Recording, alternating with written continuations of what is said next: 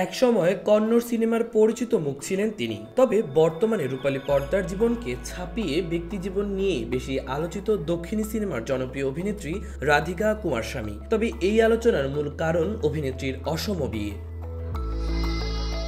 জানা যায় ২৭ বছরের বড় এক মন্ত্রীর প্রেমে পড়ে ঘর ছাড়েন অভিনেত্রী রাধিকা কুমারস্বামী। ২০০৬ সালে তাদের এই বিয়ে নিয়ে সিনেমা পাড়া থেকে শুরু করে রাজনৈতিক মহলে কম আলোচনা হয়নি, কারণ বিয়ের পরই অভিনেত্রীকে টানতে হয় ক্যারিয়ারের ইতি।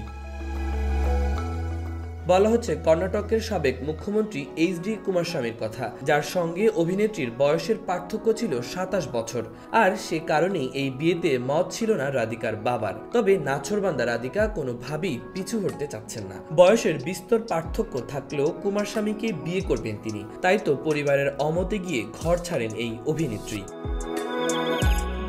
ভারতীয় সংবাদ মাধ্যমের খবর অনুসারে এটি ছিল তাদের দুজনেরই দ্বিতীয় বিয়ে। এইচ.ডি. কুমারস্বামীর প্রথম বিয়ে হয় ১৯৮৬ সালে অনিতার সঙ্গে, আর রাধিকার প্রথম বিয়ে হয়েছিল ২০০০ সালে, যা বেশি দিন টেকেনি। মাত্র ১৪ বছর বয়সে নিনাগাগি সিনেমার মাধ্যমে রাধিকা তার অভিনয়ের জীবন শুরু করে। সে সময় এই অভিনেত্রী সবে নবম শ্রেণীতে পড়াশোনা করতেন। ২০০২ সালে ছবি নীলা মেঘ শ্যামা থেকে জনপ্রিয়তা পান তিনি। ক্যারিয়ারে রাধিকা প্রায় ৩০টি দক্ষিণী সিনেমায় অভিনয় করেছেন, কিন্তু এরকম ডার্ক সাইডে নেতার ঘরণী হওয়ার পরে তার অভিনয় ক্যারিয়ার থেমে যায়। নায়িকা হিসেবে পর্দায় কাজ করা বন্ধ করে দেন তিনি।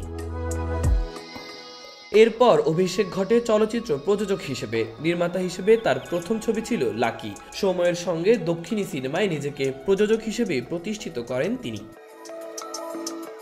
কর্ণাটকের সাবেক মুখ্যমন্ত্রীকে বিয়ে করে তিনি এখন কোটি কোটি টাকার সম্পত্তির মালিক। তার মোট সম্পদের পরিমাণ প্রায় ১২৪ কোটি রুপি, যেখানে স্বামীর সম্পদ রয়েছে মাত্র ৪৪ কোটি। মাহবুবুর রহমান ইমন, খবর সংযোগ।